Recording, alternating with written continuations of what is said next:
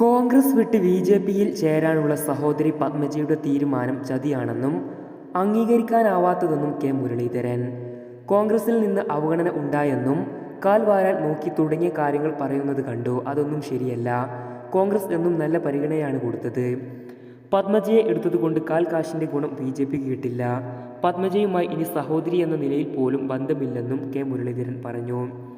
ജയിക്കുന്ന സീറ്റുകളിലാണ് പത്മജയെ പാർട്ടി എന്നും മത്സരിപ്പിച്ചതെന്ന് കെ മുരളീധരൻ പറഞ്ഞു. 52,000 വോട്ടിന് UDF ജയിച്ച മുകുന്ദപുരത്ത് 2004 1,50,000 വോട്ടിന് പത്മജ തോറ്റു. 2011 രാമകൃഷ്ണൻ 12,000 വോട്ടിന് ജയിച്ച സീറ്റിൽ 7,000 വോട്ടിന് തോറ്റു. കഴിഞ്ഞ തവണ 1000 വോട്ടിന് തോറ്റു. വർഗാറ്റവും ചെയ്യുന്നവർക്ക് ഇത്രയൊക്കെ കൊടുത്താൽ പോരെ? ആരെങ്കിലും കാലുവാരിയാൽ തോൽക്കുന്നതല്ല തിരഞ്ഞെടുപ്പ്. ഇടതുമുന്നണി ജയിക്കുന്ന വട്ടിയൂർക്കാവിൽ താൻ മത്സരിച്ച് ജയിച്ചില്ലേ?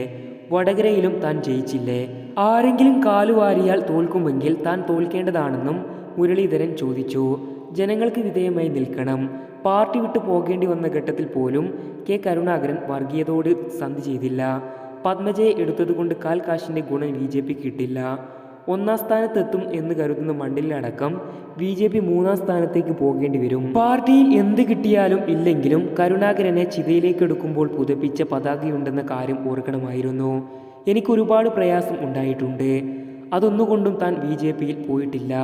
അച്ഛൻ സാമ്പത്തിക പ്രയാസം ധാരാളം അനുഭവിച്ചിട്ടുണ്ട്. ഒരു ഘട്ടത്തിൽ പാർട്ടിയിൽ നിന്ന് പുറത്തു പോകേണ്ടി വന്നപ്പോഴും ഇന്ദിരാഗാന്ധിയെയും രാജീവ് ഗാന്ധിയെയും ആദരിച്ചു. അവരെ മറന്നില്ല. 1978 പാർട്ടി പിളർന്നപ്പോൾ രാഷ്ട്രീയ അന്ത്യമാകുമെന്ന് കരുതി.